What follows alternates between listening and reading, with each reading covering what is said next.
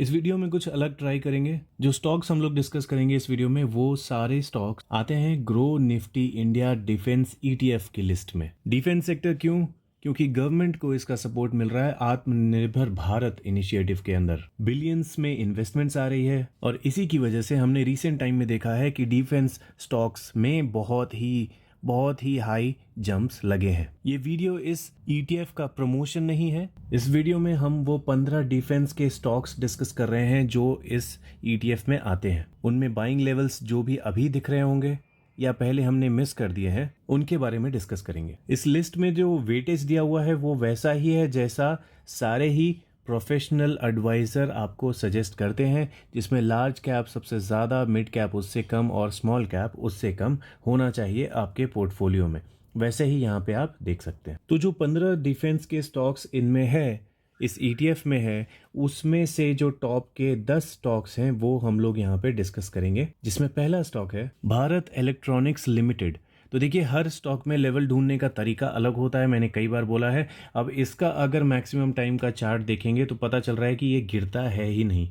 तो अगर हम लोग इसमें बहुत ही ज़्यादा नीचे के लेवल्स ढूंढने की कोशिश करेंगे या इस तरह का फॉल एक्सपेक्ट करेंगे तो चांसेस है कि हमें ये स्टॉक कभी मिले ही नहीं। बहुत सारे रीज़न हैं। फाइनेंशियल्स देख सकते हैं, 9 आउट ऑफ 9 डिविडेंड देने वाला स्टॉक है। प्रोमोटर्स की होल्डिंग देख सकते हैं, आरओई आरओसीई बहुत ही अच्छे हैं। डेट फ्री कंपनी है, इतना बड़ा इन्वेस्टमेंट आ रहा है, बहुत बड़ा मार्केट कैप है, तो लार्ज कैप कंपनी है। अगर डिफेंस में आप पोर्टफोलियो बना रहे हैं तो इस स्टॉक का एक मेजर स्टेक आपके पास होना चाहिए। शेयर होल्डिंग पैटर्न में देखेंगे तो एफआईआई और डीआईआई बहुत ही हेविली इसमें इन्वेस्टेड है। पीई रेशियो देख सकते हैं, ईपीएस कैसे शानदार तरीके से ऊपर जा रहा है, मीडियन यहाँ है, पीई यहाँ है, तो दिखा रहा है कि ये थोड़ा अभी कॉस्टली है। अब इसमें इन्वेस्टमेंट का मौका कब था? देखिए, इन्वेस्टमेंट के मौके जैसे हम लोग अपने चैनल पे डिस्कस करते हैं वैसा मौका इसने कभी दिया ही नहीं। तो थोड़ा रिस्की वाला अगर मौके की बात करें तो 19 तारीख को इसी महीने सितंबर में ये हमारे एक रिस्की लेवल पे आया था जो कि था 270 रुपये। मैं ऐसे रिस्की लेवल पे एंटर नहीं करता, इसलिए मैंने सजेस्ट भी नहीं किया था, लेकिन अगर आप में से किसी ने पूछा होगा टेलीग्राम वगैरह पे तो मैंने रिप्लाई ज़रूर किया था। ज़्यादा सेफ लेवल कौन सा होगा? 250 का। अगर 250 पे मिलता तो ये ज़्यादा बेटर होता छोटी क्वांटिटी इन्वेस्ट करने के लिए। दूसरा स्टॉक भी आपने गेस सही कर लिया है, HAL हिंदुस्तान एरोनॉटिक्स लिमिटेड। ये भी same to same Bharat electronics के जैसा ही है, बड़ा market cap, full on marks on financials, promoters की होल्डिंग मैक्सिमम, डिविडेंड देने वाला स्टॉक, डेट फ्री स्टॉक, हर चीज़ जो है आपको देखने में सेम ही लगेगा। इनफैक्ट इसके अगर इन्वेस्टर्स पोर्टफोलियो में आएंगे तो यहाँ पे भी एफआईआई डीआई का बहुत मेजर स्टेक है। पीई रेशियो देखेंगे तो वैसे ही बढ़ता हुआ और मीडियन से बहुत ही ज़्यादा दूर इसका पीई, तो देखने में ये भी बहुत महंगा लगता है, लेकिन अगर इसका लॉन्ग टाइम का चार्ट देखेंगे तो कभी मौका ये देता ही नहीं है एंट्री करने के लिए। तो जैसे भारत इलेक्ट्रॉनिक्स में हमारा जो रिस्की लेवल 19 तारीख को बना था, वैसे ही इसमें भी जो रिस्की लेवल बना था वो 19 तारीख को बना था 4235 रुपीज़ का। वहां से ये अभी थोड़ी बहुत रिकवरी करता हुआ दिख रहा है, लेकिन अभी रिकवरी बाकी है। तो अगर आप रिस्क लेने के लिए तैयार हो तो इस लेवल पे भी एंटर कर सकते हो, या इसी प्राइस पे चाहिए तो थोड़ा वेट कर सकते हो। और ज़्यादा कंफर्टेबल प्राइस क्या होता मेरे लिए?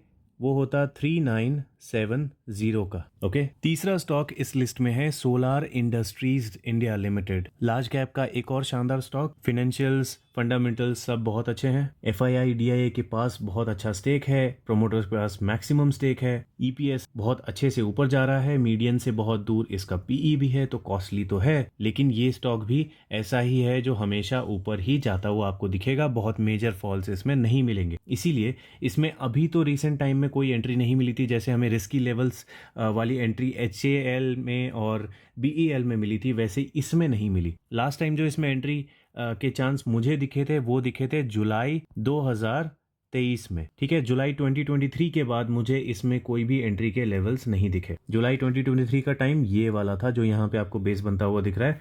यहाँ पे अगर किसी ने एंट्री की होगी तो उसके बाद इसमें देखिए बहुत अच्छा प्रॉफिट बन रहा है उसका। तो अब अगली बार जब भी इसमें मुझे लेवल्स बनते हुए दिखते हैं तो मैं आपको बता दूंगा, लेकिन फिलहाल जिनके पास है वो प्रॉफिट एंजॉय कीजिए, जिनके पास नहीं है उनके लिए अभी एंट्री करना तो मेरे हिसाब से थोड़ा रिस्की हो जाएगा। अगला स्टॉक थोड़ा डिफरेंट है, कोचिन शिपयार्ड लिमिटेड। डिफरेंट किस वे में है? किसी में नहीं, बाकी आप जितना इसका फंडामेंटल्स देखोगे सब अच्छा है, लेकिन इसके चार्ट में थोड़ा ये डिफरेंट लगेगा यहाँ पे।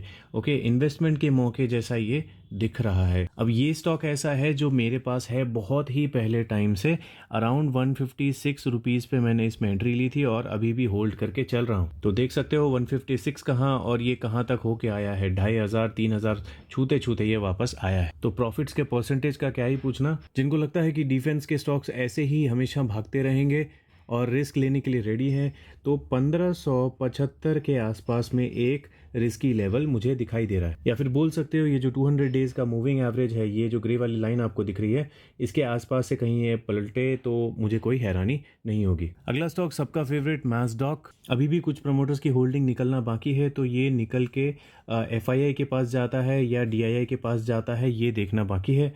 DII के पास बहुत ही थोड़ी सी होल्डिंग है, तो अगर DII के पास जाता है तो ज़्यादा अच्छा ये रहेगा। पी रेशियो इसका भी लाजवाब दिख रहा है, मीडियन से थोड़ा ऊपर इसका PE है, तो अभी भी थोड़ा कॉस्टली है इस हिसाब से अगर देखा जाए। लेकिन चार्ट देखेंगे मैक्सिमम टाइम का भी, तो हमेशा ये ऊपर ही जाता है। ध्यान से देखेंगे तो मूविंग एवरेज को ये छूता है और वहाँ से नीचे नहीं आता, तो चांसेस यहाँ पे भी कुछ वैसे ही हैं। तो दो लेवल्स हमको दिख रहे हैं, दोनों ही काइंड ऑफ रिस्की ही बोल सकते हैं। देखिए मार्केट जब गिरेगा ना, तो ये सारे स्टॉक भी नहीं संभलेंगे। जो ये एक फ्लुएंसी में चले जा रहे हैं, ये सारे के सारे स्टॉक ऐसे नहीं चलेंगे। गिरावट होगी और अच्छी खासी होगी, क्योंकि लोगों के प्रॉफिट्स बहुत बहुत ज़्यादा ऑलरेडी बने हुए हैं इन सारे स्टॉक्स में। और जब उनके 1000% 2000% के प्रॉफिट्स जब माइनस होना शुरू होंगे ना, तो लाखों लाखों रुपए एक एक दिन में जाएंगे।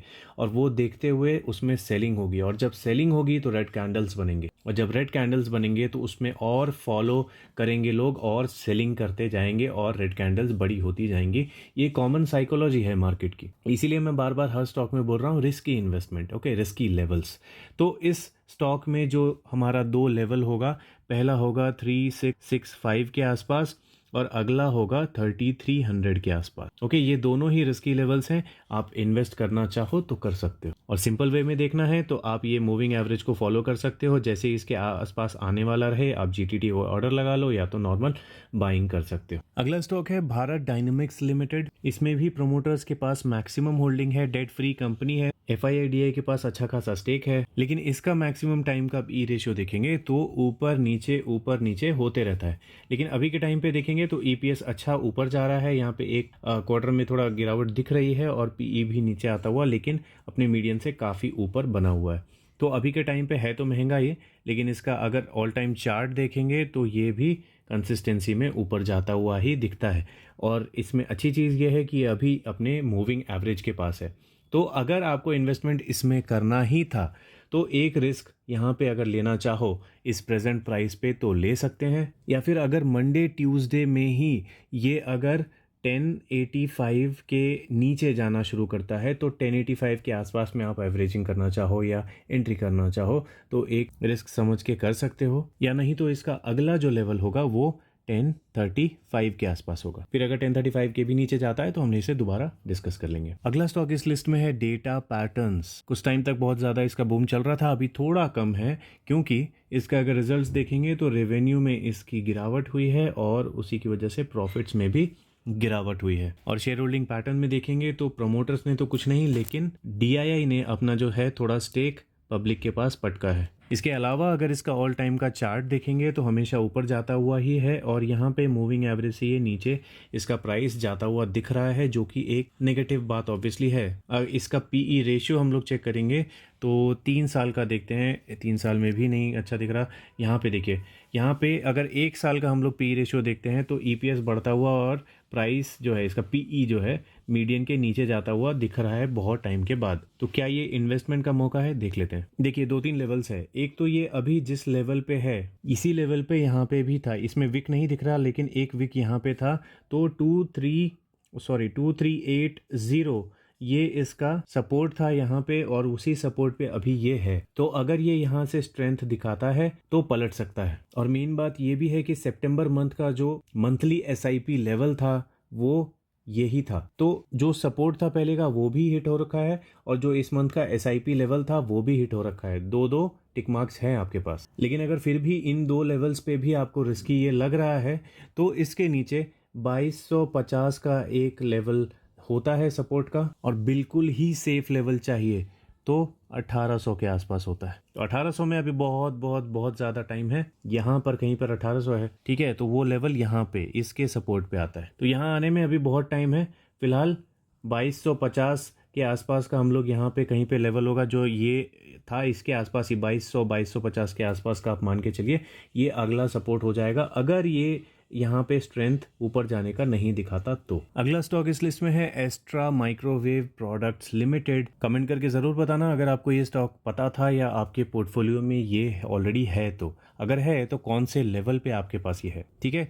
तो बाकी जितने भी स्टॉक्स हमने देखे उनके कंपैरिजन में ये एक छोटा स्टॉक है, माइक्रो कैप बोल सकते हैं, sorry not micro cap, mid cap आप बोल सकते हैं, मिड कैप लेवल का स्टॉक है। लेकिन प्रमोटर्स की होल्डिंग देखेंगे तो 6.54% है। तो इसे चला कौन रहा है, तो यहाँ पे आके हम लोग चेक करेंगे। देखिए इसको चला रही है पब्लिक में चेक करेंगे कौन कौन है, लेकिन यहाँ पे ये भी देखेंगे कि एफआईआई और डीआई के पास अच्छा खासा स्टेक है। तो बिगिनर्स के लिए ये स्टॉक नहीं है, लेकिन यहाँ पे अगर देखें मेजर स्टेक इनके पास है तो कई सारे पब्लिक में नाम दिखाई दे रहे हैं जो ये लिमिटेड वाली कंपनीज हैं। तो देखना होगा फ्यूचर में ये शिफ्ट होती हैं डीआईआई में या नहीं। अदरवाइज अगर ऐसे हम लोग एक नज़र में देखें तो पब्लिक के पास इतना बड़ा स्टेक होना is not a good thing. बाकी डीआईआई में अगर देखें तो ग्रो के जो प्लान हैं उनके अलावा टाटा, एचडीएफसी, निपॉन वगैरह वगैरह के बहुत सारे फंड्स हैं जो कि इसे होल्ड करके चल रहे हैं। लेकिन बात करें रिजल्ट्स की तो बहुत ही मतलब बुरा हाल अभी चल रहा है इसका। यहाँ पे देखेंगे तो रेवेन्यू बहुत ज़्यादा गिरा हुआ है और प्रॉफिट्स की तो क्या ही बात करें, बहुत ही बुरा इसमें हाल चल रहा है। लेकिन क्या स्टॉक गिर रहा है? बिल्कुल भी नहीं। जैसा एचएएल और बीएल में हाल था उससे भी स्ट्रॉन्ग स्टॉक अभी दिख रहा है। तो इसमें ऐसा क्या चल रहा है मुझे पता नहीं, मैं आपको बता नहीं सकता। पीई रेशियो अगर देखेंगे तो यहाँ पे तो ये बढ़ता हुआ दिख रहा है। तो यहाँ क्वार्टरली रिजल्ट में हमको ये खराब होता हुआ दिख रहा है, लेकिन पीई रेशियो में क्या चल रहा है पता नहीं। अब ये स्क्रीनर का फॉल्ट है या क्या है, आप अपनी रिसर्च करके थोड़ा शेयर करना। एक चीज़ मुझे जो लग रही है वो ये कि अगर ईयर ऑन ईयर में चेक करें तो अभी इसके लास्ट 12 मंथ्स का डेटा पॉजिटिव है, मीन्स ग्रोथ की साइड ही दिख रहा है। इस बार का जो क्वार्टरली रिजल्ट है वो खराब आने के बाद भी, जैसे यहाँ रेवेन्यू खराब है, यहाँ पे इसका रिजल्ट खराब है, ये क्वार्टरली रिजल्ट है, ठीक है, ये क्वार्टरली रिजल्ट है। लेकिन हम लोग अगर इसमें एनुअल रिजल्ट देखें तो ये ऑलरेडी ऊपर जा चुका है, इवन प्रॉफिट भी देखें तो ऊपर जा चुका है। तो मुझे ऐसा लगता है कि जो लोग इसे होल्ड करके चल रहे हैं वो इसे होल्ड करके चल रहे हैं और नए लोग भी इसे बाय कर रहे हैं, क्योंकि आगे जो इसका ईयर ऑन ईयर रिजल्ट आएगा वो सब भी अच्छे आएंगे, तो उस टाइम में और बाइंग इसमें देखने को मिलेगी। लेकिन इससे क्या हम इसमें अभी एंटर कर सकते हैं? मैं नहीं करूंगा, क्योंकि ऑलरेडी ये बहुत ज़्यादा हाई प्राइस पे है, थोड़ी भी गिरावट नहीं दिखी है। तो पहले से अगर मेरे पास होता तो शायद मैं इसे होल्ड कर लेता या बेच के निकल जाता, जो भी करता। लेकिन अभी न्यू एंट्री के लिए या एवरेजिंग के लिए मैं इसे अभी कंसिडर नहीं करूंगा इस लेवल पे। Same goes for next company Zen technologies. Combat training solution and counter drone solution के फील्ड में ये काम करती है कंपनी। और स्टॉक का जो पीई आपको दिख रहा है ऐसे ही इसका पीई हमेशा बना हुआ रहता है, लोग हमेशा ही इसे खरीदने के चक्कर में रहते हैं। अभी इसमें इन्वेस्टर्स में आके चेक करेंगे तो आपको इसके जो प्रमोटर्स हैं वो स्टेक कम करते हुए दिखेंगे, लेकिन वो आ रहा है एफआईआई और डीआईआई के पास, तो बिल्कुल भी नेगेटिव नहीं है इनका स्टेक कम करना। कई बार मैंने बोला है सीधा सीधा ये देखो कि पब्लिक का स्टेक बढ़ रहा है या कम हो रहा है। पब्लिक का स्टेक अगर बढ़ रहा है तो वो नेगेटिव है, पब्लिक का स्टेक अगर कम हो रहा है तो वो पॉजिटिव है। तो यहाँ पे क्या हो रहा है, पब्लिक का स्टेक कम हो रहा है, ओके, तो ये पॉजिटिव है। इसीलिए इसका चार्ट भी देखेंगे तो पहले तो जो भी था सो था, लेकिन यहाँ से आप देखेंगे तो बिल्कुल खड़ी चढ़ाई चल रहा है। और जब खड़ी चढ़ाई चढ़ता है कोई स्टॉक तो मेरा डर थोड़ा बढ़ जाता है, वो भी इतने लंबे टाइम तक। ये अच्छी बात है कि इसमें बीच बीच में ये थोड़े चढ़ने वाले ही सही, लेकिन थोड़े कंसोलिडेटेड प्राइस मूवमेंट दिखते हैं। अभी यहाँ पे वैसा कुछ दिखा नहीं है, तो अब ये यहाँ से कंसोलिडेट करेगा या गिरेगा नहीं पता, लेकिन इस प्राइस पे मैं एंटर नहीं करूँगा। अभी मुझे ये बहुत महंगा दिख रहा है। पी रेशियो देखेंगे तो इसे 3 साल में देखना पड़ेगा। देखिए पीई रेशियो के हिसाब से ये महंगा नहीं है, ईपीएस बहुत ऊपर है और मीडियन के पास में ही इसका पीई चल रहा है। तो अगर पीई रेशियो के भरोसे आप इसमें एंटर करना चाहो तो कर सकते हो। टेक्निकली मैं जब इसका कैंडलस्टिक चार्ट देख रहा हूँ, मुझे ये अपर बॉलिंजर के पास दिख रहा है, तो मैं अभी इसमें एंट्री करने की रिस्क नहीं लूँगा। आप अपनी कॉल ले सकते हो। अच्छी चीज़ ये है कि इसमें 2 महीनों से जो रेड कैंडल्स बन रही हैं, लेकिन ये गिर नहीं रहा। मतलब ये बॉलिंजर से वापस आके खाली एवरेज करना चाह रहा है, थोड़ा टाइम वेस्ट कर रहा है और फिर वापस शायद ज़्यादा चांसेस मुझे लग रहे हैं ये वापस ऊपर ही जाएगा, नीचे जाने के चांसेस कम लग रहे हैं। एक पॉइंट ये भी था मेरे दिमाग में, तो मैंने बता दिया। और लास्ट स्टॉक इस वीडियो का है GRSE, garden reach ship builders and engineers limited. काफ़ी अच्छा स्टॉक है। इसमें हमने एंट्री भी की है अभी रिसेंट टाइम में 1750 रुपए के प्राइस पे। मैं करना नहीं चाहता था इसमें इस लेवल पे एंट्री, लेकिन बहुत छोटा अमाउंट मैंने इसमें, जो मैं अभी तब से रिस्क की बात कर रहा हूँ, तो रिस्क वाले लेवल पे मैंने रिस्क की छोटा सा अमाउंट इन्वेस्ट किया है। रीजंस जो है वो है इनके प्रोमोटर्स का कॉन्फिडेंट होना इसके ऊपर, और फाइनेंशियल्स बहुत अच्छे हैं, डेट फ्री कंपनी है। तो मुझे रिस्क वाले लेवल्स इसमें कुछ दिखे नहीं बहुत ज़्यादा, लेकिन अगर ये और नीचे जाता है तो मैं बेचूंगा नहीं, मैं इसमें एवरेजिंग करूंगा और स्टेक जो है अपना बढ़ाऊंगा, मतलब थोड़ी हैवी क्वांटिटी में फिर लूंगा। इसके अलावा FII और DII के पास भी स्टेक है। नेगेटिव चीज़ ये है कि इसमें जो है DII ने अपना स्टेक पब्लिक के पास पटका है, तो थोड़ा सा नेगेटिव ज़रूर है ये। PE रेशियो की बात करेंगे तो EPS ऊपर जाता हुआ और PE नीचे आता हुआ है, लेकिन अभी भी मीडियन बहुत नीचे है। लेकिन ऑल टाइम चार्ट देखेंगे तो ऊपर ही जाता है ये। यहाँ से बहुत ज़्यादा अचानक से ऊपर गया था, तो खड़ी चढ़ाई का नतीजा आपको पता ही है, मैंने कई बार बोला है। ये नीचे आ रहा है। अब ये कितना नीचे आता है, ये मूविंग एवरेज तक आता है या इससे भी नीचे आता है, वो हम लोग देख लेंगे बाद में। लेकिन फिलहाल हमने 1750 में इसमें एवरेजिंग की है और थोड़ा अभी लॉस हो रहा है 50 रुपये पर स्टॉक के आसपास। ठीक है, तो ये ही जो है टॉप 10 स्टॉक्स थे ग्रो म्यूचुअल फंड के डिफेंस ETF के। मुझे पता है वीडियो आपको अच्छी लगी होगी। पसंद आया तो या तो लाइक कर देना या तो कमेंट कर देना, जिससे मुझे पता चल जाए कि इस तरह के वीडियोस आपको फ्यूचर में चाहिए। ठीक है, इस वीडियो में इतना ही। मिलते हैं अगली वीडियो में।